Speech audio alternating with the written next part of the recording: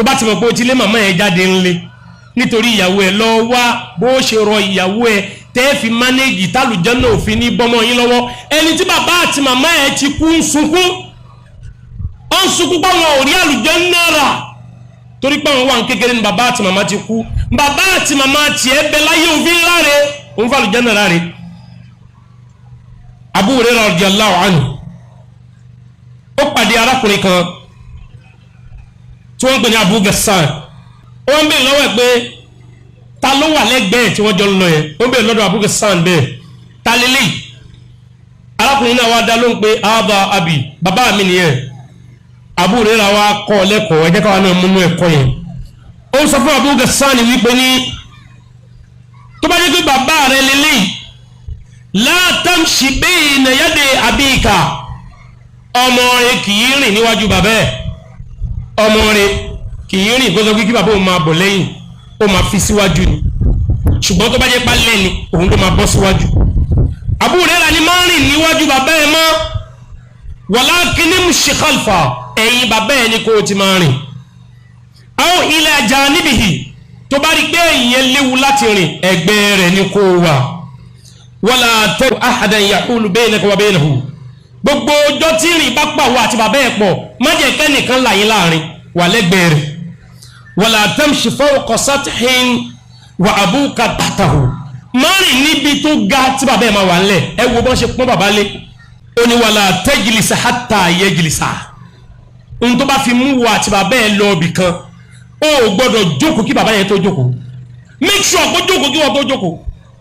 ẹ wá sọ bàbá di gbá àkólẹ̀ ẹ wá sọ ìyá di gbá àkólẹ̀ ó wá ń raṣọ òun kọ́lé bàbá ń rún pa wọ́n tún pè é wà tún kọ́ ti fóònù wọn lọ. fóònù ẹ ò ní ríngì kí bàbá ẹ pè é lẹ́ẹ̀kan tó pélé márùn-ún. bàbá ò jìnnà ò rí bàbá láàrin ọdún kan ò rí ya láàrin ọdún kan ó sì pẹ́rẹ́ lọ́mọ àlùjànnà ń bọ̀ lọ ọlọ́mọdé ká àlùjànnà bọ́ fẹ́mi àti yín ṣé mi àti yín ò ti kó sínú wàhálà yìí báyìí. ṣaṣú ọ̀pá lè rà àlùjànnà lára àwọn òbí wa báyìí. ṣaṣú ọ̀pá lè rà àlùjànnà ọyọ́.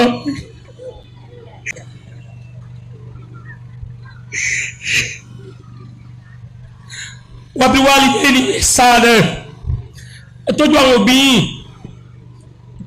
yìí ẹ má jẹ́ kó rún pa gbogbo ọlá tọ́lọ̀ ń bá ṣe fún yín mo wí lẹ́ẹ̀kan. àwọn òbí lónìí ìyá ẹ lónìí bàbá ẹ lónìí ọba mi ń sọ nínú àyà yìí waqfid lahuma janaha dhulli minar rahma ẹ kẹ́ wọn ẹ fọlá kẹ́ wọn ẹ fi wà kẹ́ wọn ẹ má jẹ́ kó mí sí yín ẹ má jẹ́ kó máa wá pè yín kí wọ́n tó rí yín bó ṣe lè ń kọ́ mọ̀ wọ́n jì tó bẹ́ẹ̀ bá lè lọ bẹ́ẹ̀ má pè wọ́n gbùgbà ẹ jẹ́ kó mọ̀ pé ẹ̀ ń bẹ láyé ẹ jẹ́ kó mọ̀ pé wọ́n bímọ. arákùnrin kan wọ́n ní òun àti màmá rẹ̀ jọ jòkó ó wá rí àkekèé kí àkekèé yẹn má bàa ta ìyẹ́ ó bá lé àkekèé kóhùn pa àkekèé wá wọnú ihò ó wá ti ọwọ́ bọ́nú ihò yẹn. àwọn tó wà lẹ́gbẹ̀ẹ́ wa ní kí ló dé tó tọwọ́ bọ́nú ihò ó ní mo mọ̀ pákekèé yìí lọ sápamọ́ ni tó bá jẹ́ pé ó sápamọ́ tí mo fi ilẹ̀ tí mo lọ sùn tó bá ta màmá mi báwo mo ti fẹ́ rojọ́ lọ́lù kìíyàmà. èsì ń bẹ nínú yàrá tiẹ̀ ẹ̀fọn ń jẹ ìyá àti bàbá ẹ̀ ìdun ń jẹ wọn. aṣọ ọdún 5 ó gbọ́dọ̀ wọ aṣọ ọdún 15 kí wọ́n tó bí aṣọ tí màmá rẹ̀ ń wọ náà níwọ̀ ó sì lọ lọ́lá ó sì lọ fẹ́ lọ́la ó sì lọ fẹ́ lálùjànnà. ẹ̀mí ẹ̀ sì balẹ̀ pé iṣẹ́ àlùjànnà ló ń ṣe ọba tó sì ní ẹ ti sọ pé àníṣẹ́ bóun bá ti dùn tó wọn bá dùn sí ẹ̀mí ọlọ́run náà ní dùn sí ẹ ó túmọ̀ sí pé tí wọn bá dùn sí ẹ gbogbo ìbáàdà tó ṣe ò lè lálùjànnà. ọlọ́run kò ṣe ní àti yín lọ́mọ àlùjànnà. ọlọ́run ní ẹ̀rọ èyí apá yín lẹ̀ fún wọn. ìkan náà àwọn èèyàn ó fẹ́ wọlé ó wá lọ béèrè lọ́wọ́ kan náà àgbàfà ó ní sọ́run ọ̀yàn ni kí n kànlẹ̀kùn kí n tó wọlé sọ́dọ̀ màmá mi ni.